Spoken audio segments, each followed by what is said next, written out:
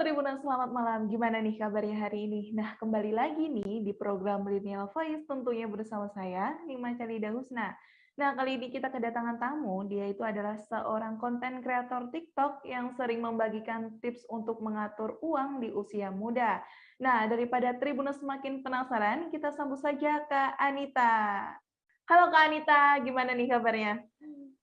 Halo Kak Husna, kabar baik dong. Puji Tuhan lah, semua sehat. Nah, Kak Husna apa alhamdulillah. kabar? Ya, saya juga nih Kak. Nah, di tengah pandemi ini kesibukannya ngapain aja nih Kak? Aku kesibukannya sebenarnya kerjanya kan work from home, jadi Hmm. kebanyakan bikin konten sama tektokan sama nasabah, sama tim itu dari online sih, dari Zoom. Susah nggak Kak menjalani saat pandemi itu? Susah gampang ya, pertama kali pandemi pasti banyak penyesuaian, tapi setelah Mhm. dijalanin, ya enjoy aja sih sekarang.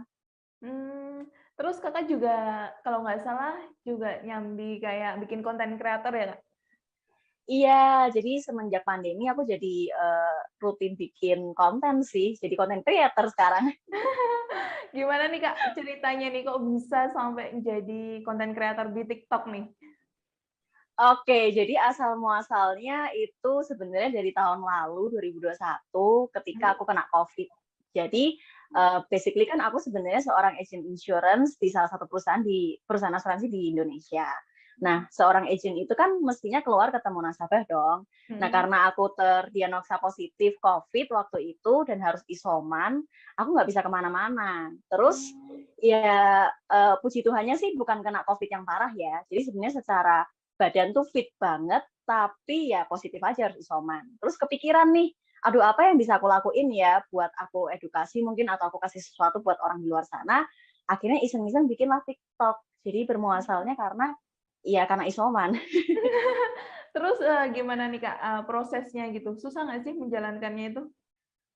Awal-awal susah sih sebenarnya awal-awal aku cuman kayak ya udah sekedar pingin sharing aja. Jadi ada yang nonton, nggak ada yang nonton ya udah gitu. Tapi somehow kayak beberapa video aku, konten aku tuh ternyata up juga FWP gitu. Jadi kayak oh lumayan juga nih ternyata banyak yang nonton, terus banyak yang komen, banyak yang ngerasa kayaknya edukasinya oke nih gitu. Jadi banyak yang komen, happy sih sebenarnya dari situ. Pantesan aku pernah lihat di FYP-nya nih, Kak, tentang kontennya Mm-mm. Kakak. Kalau nggak salah tentang cara mengatur uang ya, Kak? Itu gimana sih, Iya Kak? benar-benar. Ceritain.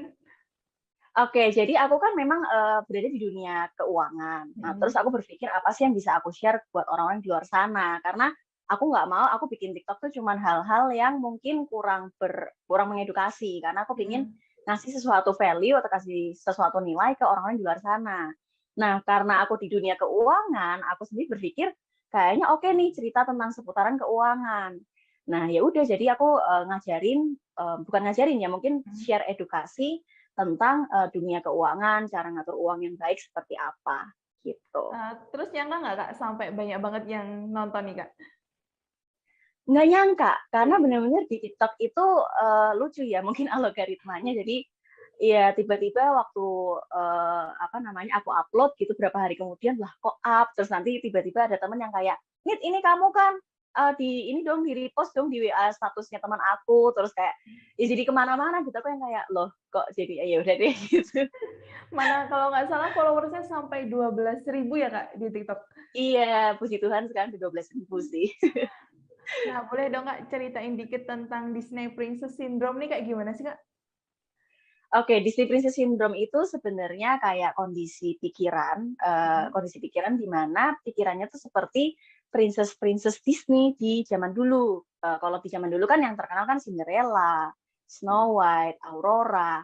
Nah, mereka tuh kan ceritanya kebanyakan kayak cewek-cewek yang parasnya cantik, badannya Mhm. bagus, terus kayak nggak ngelakuin apa-apa, bukan ngelakuin apa-apa sih, tapi kayak nggak bekerja keras, Mhm. cuman kayak ya udah cantik, terus ya udah nunggu aja gitu, nunggu pangeran yang ganteng, yang kaya, terus udah dateng, terus kayak cinta-cintaan, menikah happily ever after gitu kan. Habis Mmm. married udah gitu. Jadi itu kayak seakan-akan punya pemikiran bahwa ya udah jadi wanita itu cukup jadi orang yang baik hati, terus nunggu aja nanti kalau udah nikah ketemu pangeran yang ganteng, yang kaya, udah tugas aku selesai, aku bakal hidup dengan happy gitu. Jadi itu sendiri aku lihat pemikirannya ternyata banyak nih kejadian di orang-orang yang mungkin umur-umurnya seperti aku ya, yang waktu kecil tuh nontonnya Cinderella, Aurora gitu. Snow White. Sedangkan kalau sekarang kan Disney kan udah mulai macam-macam tuh, ada Brave, ada Mulan, itu kan udah menunjukkan sisi wanita yang kuat, yang mau bekerja keras gitu. Nah, jadi dulu pun sebenarnya aku sempat kepikiran, ya ngapainnya jadi wanita terlalu gimana banget, nggak usah yang gimana banget lah, ya udah belajar seadanya aja lah. Toh nanti habis merit juga ya udah kok bakal jadi istrinya orang, bakal ngurus anak gitu. Jadi kayak hilang semangat hidup atau nggak pingin punya mimpi besar lah jadi seorang wanita. Terus tanggapan Kakak tentang wanita karir nih gimana nih, Kak? Oke, tanggapan aku tentang wanita karir ya. Sebenarnya aku sih, ya aku sendiri kan karena aku melihat nilainya dari yang Disney Princess Syndrome. Bukan berarti jadi ibu rumah tangga nggak baik ya, karena menurut aku ibu rumah tangga tuh keren banget gitu. Yang aku mau highlightin poinnya adalah ketika wanita nggak mau fight atau berjuang keras buat apa yang dia mau. Jadi dia kayak cuma nurut doang, dia cuma ya udah ngikut aja gitu. Nah itu yang buat aku kayak, aduh kamu kan punya pilihan untuk bersuara juga, apalagi sekarang kan banyaknya wanita-wanita sukses di luar sana gitu yang udah kelihatan gitu. Jadi menurut aku wanita karir itu ya aku sih terinspirasi banyak lah dari wanita-wanita di luar sana yang bisa punya prinsip, punya pendirian, punya kemauan keras. Aduh percaya diri itu kayaknya wah keren banget gitu. Nah, terus kan Kak, ini kalau wanita karir nih biasanya awal jenjang kita kalau misalnya kerja nih, terus dapat gaji. Gimana sih cara ngelolanya itu Kak? Kadang kan masih ada yang bingung gitu. Oke, nah kalau misalkan untuk ngelolanya gini, mungkin aku cerita sedikit ya. Jadi Ya, nggak lucu apa-apa. sih dari gara-gara konten aku yang sempat hits. Jadi salah satu konten aku di TikTok itu aku sempat membahasin tentang pay letter. Nah, aku ngomongin tentang pay letter segala macam. Ternyata up nih hits dan aku sebenarnya buka konsultasi di situ. Nah, itu mungkin sekitar puluhan orang, cewek-cewek terutama itu kayak reach out aku untuk konsultasi. Nah, setelah aku konsultasi, ternyata aku lihat problem mereka tuh sama gitu dan mereka tuh aku melihat edukasi keuangan di Indonesia terutama untuk mungkin wanita-wanita juga ya kayaknya kok masih kurang banget gitu. Mereka punya uang berapa, gaji seberapa, tapi lifestyle-nya tinggi banget, nggak ngerti cara ngatur uangnya gimana. Nah akhirnya aku kepikiran sebuah ide, ya aku akhirnya bikin tools. Aku bikin tools untuk orang-orang di luar sana, terutama wanita, biar mereka bisa mengatur keuangan dengan baik gitu. Nah dari situ juga kalau misalkan Kak Usta nanya, sebenarnya kalau untuk wanita itu cara ngatur uangnya gimana sih? Atau misalkan dengan gaji pas-pasan gitu kan. Sebenarnya gini, kalau misalkan ini kebiasaan aku juga sih, nggak tahu mungkin Kak Husna iya atau enggak. Ketika kita gajian atau kita menerima duit, kira-kira diapain uangnya ketika masuk ke Mesti tabungan? dibelanjain ya, kayak pengen sesuatu langsung beli, apalagi ke makanan nih Kak. Ini sama, aku juga boros banget dimakan. Jadi iya, GoFood gitu-gitu kan kayak aduh order online tuh gampang banget terus banyak diskon kan, tergoda banget gitu. Nah, jadi ketika uang masuk udah berasa kayak sultan, habis gajian berasa kayak sultan gitu kan. Cepet Nah, habis jadi Kak, gimana tuh? nah itu caranya harus diatur sih sebenarnya. Aku dulu ngerasain hal yang sama juga. Jadi ketika uang masuk, ya udah aku biarin di satu rekening itu aja, kalau aku butuh aku pakai. Ya kalau memang butuh gesek gitu. Terus nabung nggak? Ya nabungnya kalau ada sisa aja baru nabung gitu.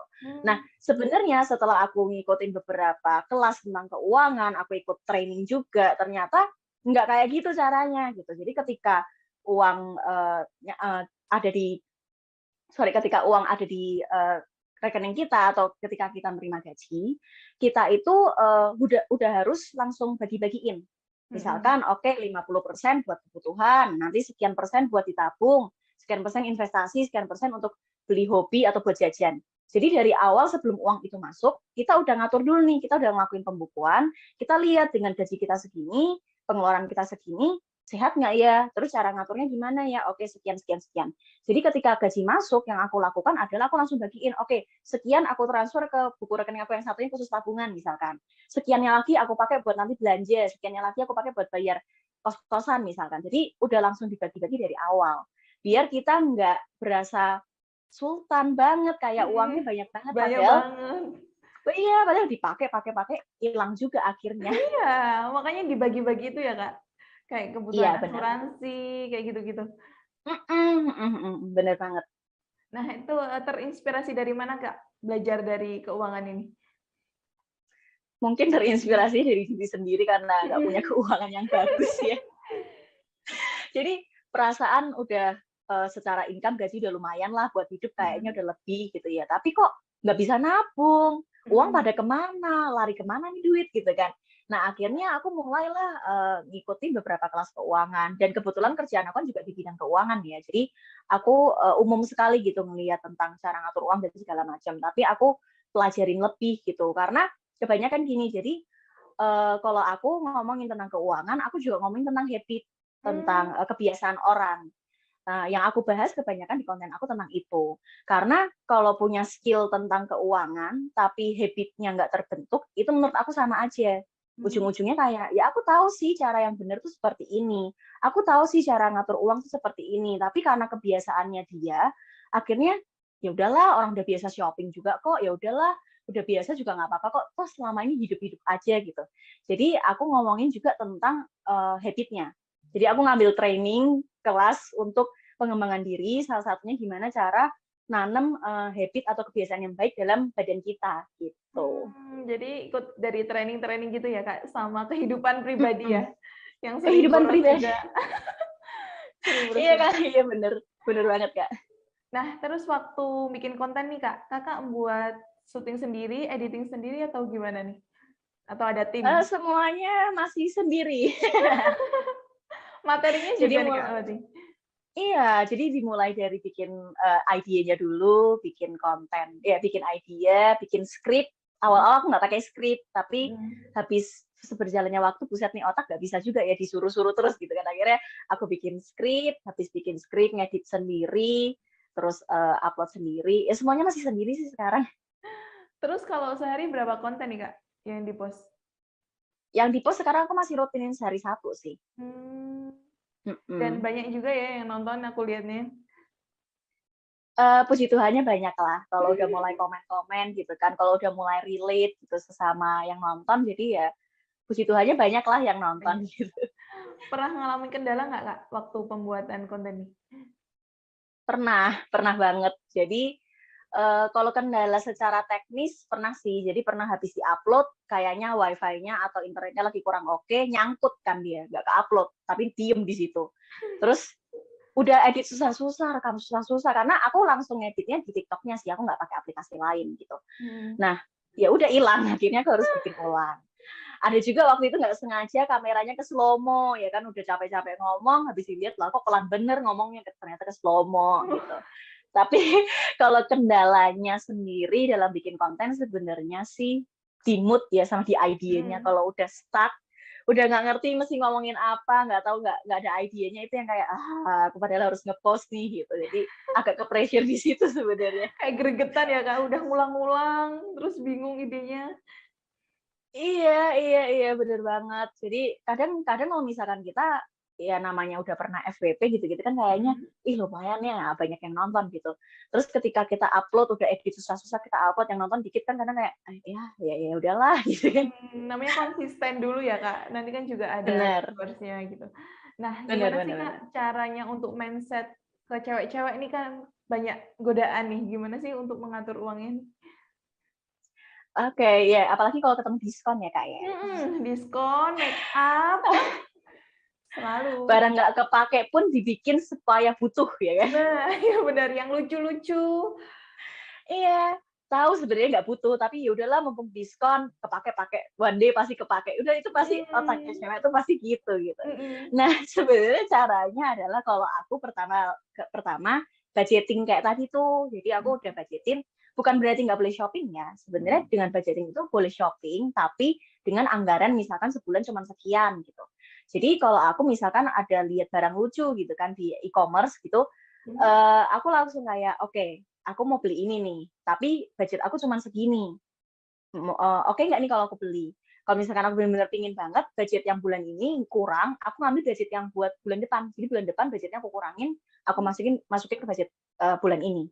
gitu. Kayak Nah, memenuhi yang kalau kemarin-kemarin ya, Kak? iya benar. Nah, kalau misalkan yang kayak udah terlalu suka banget ya, kecantol banget sama e-commerce, misalkan lagi diskon sale gitu kan, 12 gitu segala macem. Nah, aku sih lebih milih untuk nggak buka sih, Kak. Aku nggak kuat. Di-mute ya, Kak? Biar nggak tergoda. Di-mute. Iya, terus selalu ngomong ke diri sendiri, nggak butuh. Udah uangnya mending diinvestasiin, uang mending ditabung gitu. Terus gimana, Kak, caranya untuk nabung nih? Kan banyak kan kayak anak muda sekarang cuma punya uang was-pasan gitu, gimana sih, Kak? Bisa nggak sih untuk nabung? Bisa banget sih menurut aku. Karena gini, aku punya prinsip, berapa banyak uang itu nggak menjadi poin utama kamu bisa nabung atau enggak. Ya memang sih pengaruh lah punya uang sekian sama uang lebih banyak kan. Cuman kalau nggak punya mindset yang benar, nggak punya cara ngatur uang yang benar, itu ujung-ujungnya mau punya uang sebanyak apapun pasti habis juga. Aku kenal beberapa orang yang mungkin secara gajinya lumayan nih, gede nih, tapi karena kebiasaannya dia yang boros, lifestyle-nya tinggi, ujung-ujungnya dia nggak bisa nabung juga. Gitu. Jadi mungkin sedikit tips kalau buat Tribuners ya yang mau nabung. Pertama, perlu tahu dulu tujuan untuk nabungnya ngapain. Karena kita perlu tahu nih, aku nabung buat apa ya? Misalkan yang mau merit gitu, nabung untuk menikah, mau nyicil mobil, nyicil motor ya. Aku mau nabung buat nyicil motor, nyicil mobil. Nah, kedua perlu tahu nominalnya berapa. Kadang kan kita sukanya kayak, ya udahlah aku nabung aja. Buat apa nih nabung? Ya pokoknya aku punya tabungan gitu kan. Nah, ujung-ujungnya uangnya kekumpul nggak kekumpul karena niatnya aja niat nggak niat gitu. Jadi mesti tahu pertama tujuannya buat apa. Kedua, yaitu nominalnya berapa. Tujuannya buat tahu nominalnya buat apa sih? Mungkin kalau nggak tahu persis nggak apa, tapi kira-kira aja. Nah, tujuannya biar kita itu punya semangat. Misalkan aku mau nabung, anggap 50 juta. Ketika aku udah nabung di angka sampai 30 juta, aku mau ngambil uang dari tabungan itu, aku rasanya kayak, aduh dikit lagi nih 50 nih, dikit lagi 50 nih. Jadi kan rasanya jadi kayak, aduh jangan ambil deh gitu. Nah, ketika udah nyampe 50 tuh kan happy-nya luar biasa ya, ternyata aku bisa juga ya nabungnya, ternyata kekumpul juga ya uangnya ya. Akhirnya itu yang membuat diri kita untuk, oke, aku udah percaya diri nih, aku bisa nabung nih. Next, aku mau nabung apa lagi? Nah, jadi tujuannya untuk matokin angkanya tuh untuk di situ sebenarnya. Berarti nabung tuh juga Gitu. harus ada tujuan ya, Kak? Bukan asal-asalan Benar. nabung ya? Iya, karena nggak akan ketabung. Karena dulu aku gitu, dulu aku kayak, ya ada sih tabungan, buat apa nggak tahu, pokoknya segitu. Tapi ya berjalannya waktu nggak nambah-nambah. Berarti juga harus riset dulu ya, Kak? Kayak nabung untuk apa nih, budget segini gitu. Iya, benar-benar banget. Nah, gimana Kak, ciri-ciri atau tanda nih seseorang wanita yang menarik menurut Kakak nih? Oke, oke. Kita ngomong dari sisi cewek dulu ya. Kalau sisi wanita melihat cowok, pernah nggak sih Kak Usna ngelihat kayak cowok mungkin biasa aja tapi kayak auranya gitu nyampe ke kakak Pernah. banget. Kayaknya wow, kayak dia padahal nggak ganteng-ganteng banget tapi kayak karismanya tuh nyampe banget gitu kan. Nah, aku tuh iya kan, kayak langsung kayak nih cowoknya kayak spesial deh, padahal mungkin sorry badannya nggak ideal, mukanya juga nggak ideal, tapi kayaknya auranya, energinya oke banget nih gitu. Nah, aku ngerasa aku tuh juga ngelihat beberapa wanita tuh punya aura itu gitu. Tapi kalau ketika aku ketemu wanita seperti itu, ya aku ujungnya jadi kayak lebih terinspirasi ya, kayak gila nih cewek keren banget, ini kok kayaknya vibe-nya oke banget gitu kan. Nah, ciri-ciri wanita yang menarik menurut aku ya yang bisa memberikan energi itu. Dan ketika aku ngelihat wanita-wanita yang punya vibe-nya cool, keren, itu adalah wanita-wanita yang punya prinsip. Punya prinsip, dia mau bekerja keras, dia tahu tujuannya mau kemana.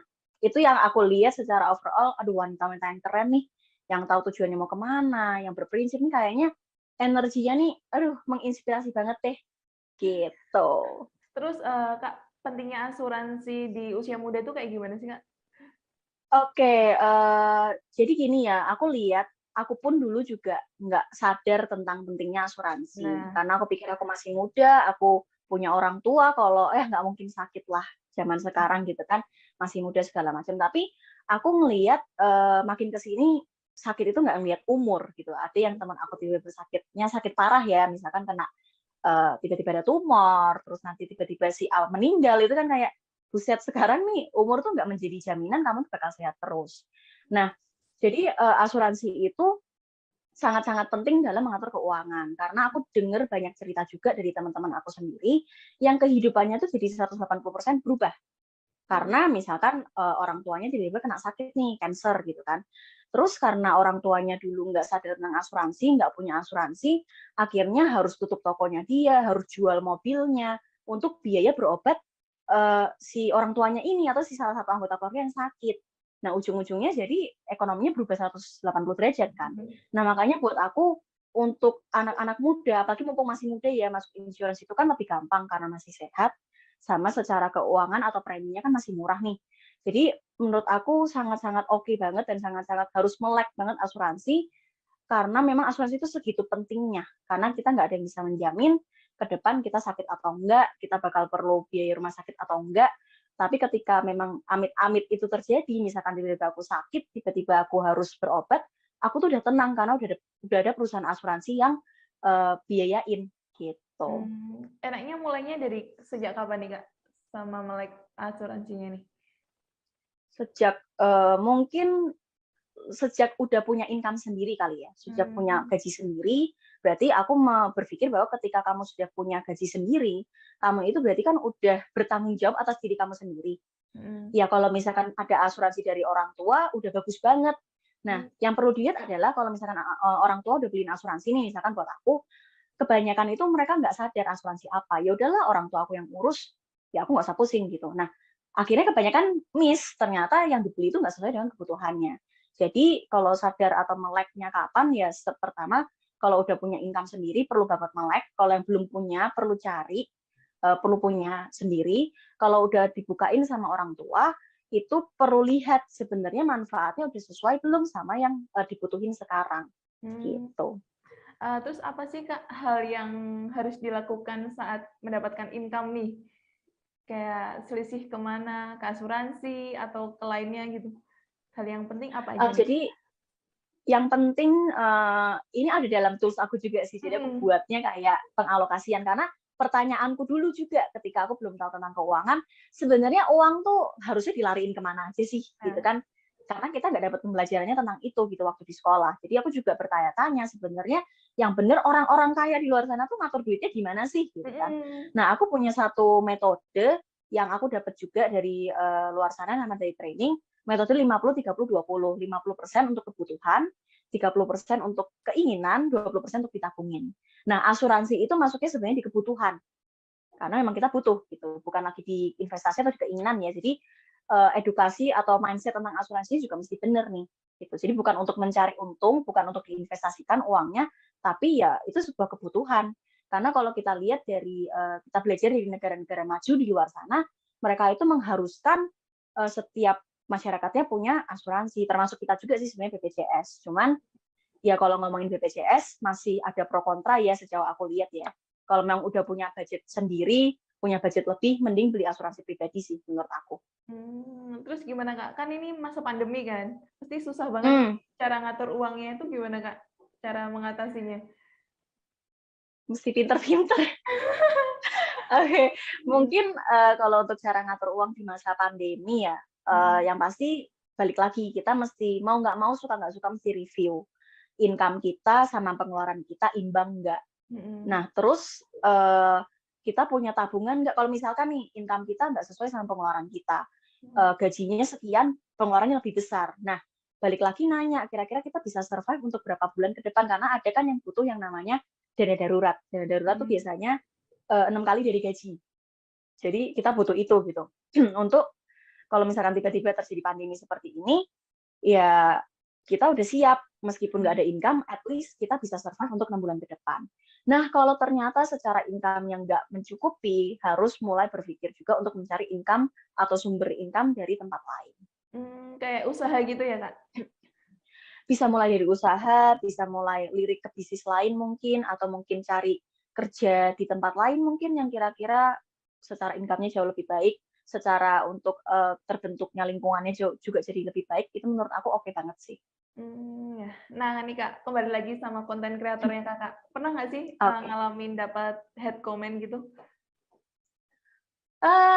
Mungkin pernah sih kayaknya, cuman aku nggak terlalu lihat ya, karena semenjak aku mulai konten, aku punya prinsip, intinya adalah aku itu kalau udah konten, aku udah membiarkan orang di luar sana untuk komen apapun.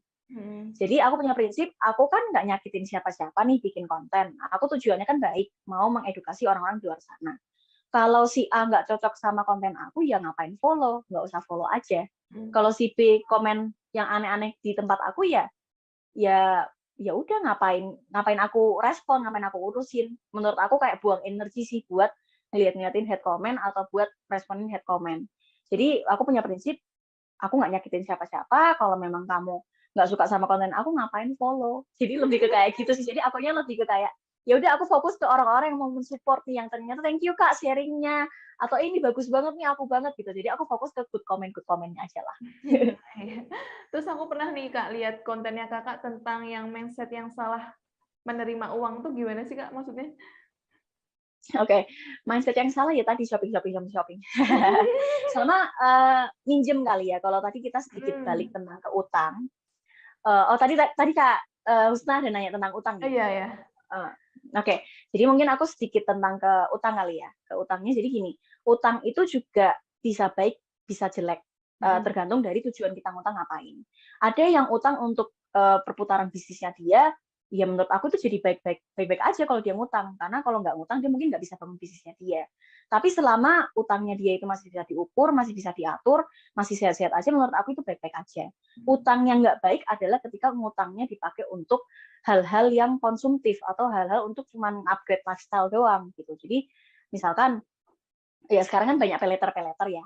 Sedikit tentang peleter, aku tuh kayak aduh peleter ini tuh sangat memudahkan orang-orang untuk ngutang sebenarnya. Iya, padahal mindset tentang keuangannya sendiri belum benar-benar oke menurut aku. Nah, karena rasanya gampang nih, cuma tinggal pencet nanti peleter bayarnya nanti gitu kan. Terus tiba-tiba, loh kok utang aku ternyata udah segede, iya numpuk, dan itu banyak banget aku terima ketika aku konsultasi, terus aku yang kayak, terus gimana cara kamu bayarnya kalau utangnya udah 50 kali jadi gaji? Aku ya kayak, ya ampun. Jadi ya itu ya, balik lagi sebenarnya aku nggak bisa nyalahin ke perusahaan. Karena kan namanya perusahaan pasti kan mencari yang paling diminatin sama orang kan. Jadi lebih ke kontrol di diri kita sendiri gitu. Kalau misalkan ngutang, balik lagi ngutangnya untuk apa nih? Kalau untuk suatu hal yang konsumtif, untuk suatu hal yang cuman ya udahlah aku kan pengen kayak dia liburan keluar beli barang branded segala macam, ya ujung-ujungnya menurut aku kayak itu nggak oke banget gitu, kayak ujung-ujungnya mau ngapain, terus juga kita muasin orang lain tuh tujuannya buat apa sih gitu kan nggak ada nilai positifnya di kita juga gitu. Jadi balik lagi, nah cara ngatur uang yang mindset uang yang salah adalah ketika terima uang kita langsung pakai aja tanpa aturin dengan baik. Atau misalkan it's okay kok ngutang dulu gitu, it's okay kok pinjem dulu, toh nanti juga kan gajian aku bisa balikin. Nah itu menurut aku mindset yang mungkin terlihat simple tapi ya bisa membawa seseorang ke kehidupan yang mungkin secara ekonominya bukan naik tapi turun. Gitu. Jadi harus mindset ada tujuannya ya Kak dari nabung nih. Nah benar, jadi sebenarnya ada tujuannya semuanya. Tadi rumusnya 30, 20, kemana aja Kak tadi? Sorry, 50 untuk kebutuhan, terus 30 untuk keinginan, 20 untuk tabungan. Nah, itu tadi Tribuners tips dari Kak Anita nih. Nah, Kak, goals tujuan Kakak membuat konten ini apa nih? Untuk tadinya awalnya sih sebenarnya goalsnya cuma pengen sharing. Tapi semenjak ada konsultasi keuangan, aku sadar banyak banget orang-orang di Indonesia yang edukasi keuangannya tuh masih kurang banget. Jadi aku menetapkan goals aku pingin 10.000 orang di Indonesia, terutama wanita itu benar-benar melek tentang pentingnya asuransi, dia ngerti cara ngatur uang dan punya mindset keuangan yang baik. Di usia muda apa ya Kak? Terutama di usia apalagi muda. Di usia muda, betul banget, karena usia muda ini tuh sebenarnya penentu kita loh di usia tua. Keuangan gini, kalau dari kecilnya atau dari kecil lagi dari mudanya udah boros gitu kan, udah kayak pakai uangnya sesukanya, itu kan jadi kebangun sebuah habit ya. Jadi kebangun sebuah habit yang kalau habit itu kalau udah makin sering dilakukan itu semakin kuat habit, jadi semakin susah untuk diputusin. Nah jadi menurut aku kalau punya mindset keuangan yang baik dulu dari masa muda, tuanya tuh jauh lebih enak gitu, karena secara mindset-nya udah bener, uangnya juga udah kekumpul, jadi lebih tenang lah, hidup tenang di masa depan. Nah, apa nih Kak, untuk terakhir kali nih Kak, harapan dan pesan Kakak untuk Tribuners di rumah untuk mengatur keuangan dengan baik? Oke, harapan aku yang pasti, aku mau ngingetin ngatur uang tuh penting. Hmm. Mungkin males untuk ngatur uang, karena aku pun juga awal-awal males ya, ngapain sih dibudget-budgetin segala macam. Tapi percayalah, punya mindset keuangan itu paling penting. Terus mengatur keuangan itu juga penting, dan nggak susah kok asalkan ada kemauan. Jadi mungkin banyak Tribuners yang sekarang mungkin ya punya pemikiran, aku kan orangnya boros, aku mah nggak bisa, aku mah nggak punya skill atau segala macam gitu. Asalkan kamu punya kemauan untuk mencari tahu, asalkan kamu punya kemauan untuk merubah kebiasaan kamu pasti bisa banget punya keuangan yang baik, punya mindset yang baik, dan punya habit yang baik juga, salah satunya menabung. Nah itu tadi dari tips dari Kak Anita nih. Kalau boleh tahu sosmed Kak Anita apa aja nih? Biar Tribuners belajar dari Kak Anita. Oke, untuk Instagram sama TikTok aku ada di It's Me Anita Nat, sama untuk lihat tools aku tadi ada di www.hellogorgeousladies.com. Nah, itu tadi Tribuners sosmednya Kak Anita nih kalau mau belajar tentang keuangan. Nah, makasih ya Kak Anita udah nyempetin waktunya nih untuk ngasih tips-tips dari Kak Anita. Thank you juga Kak Husna untuk waktunya. Thank you juga untuk Hmm. Tribuners. Nah, boleh Kak kasih kata-kata motivasi nih sebelum mengakhiri perbincangan kita? Aduh, kata-kata motivasi ya. Kata-kata motivasinya adalah semua hal, kalau menurut aku nih nggak cuma di keuangan, tapi semua hal itu bisa kita lakukan asal ada kemauan. Oke, bagus banget Kak. Terima kasih Kak. Nah, Thank you semoga juga Kak Usna. sehat selalu ya Kak. Semoga Iya, sehat-sehat juga. semakin terinspirasi untuk Tribuners di rumah nih. Yes, thank you. Semoga bisa menjadi berkat buat banyak orang termasuk Tribuners ya. Makasih Kak Anita, sehat selalu. Sehat Dadah. selalu, thank you. Oke Tribuners, itu tadi bincang santai saya bersama Kak Anita yang telah membagikan tips mengatur uang di usia muda. Nah, untuk bintang tamu selanjutnya nih, kita saksikan hanya di Millennial Voice selanjutnya, hanya di tribunnews.com. See you! Terima kasih sudah nonton. Jangan lupa like, subscribe, dan share ya.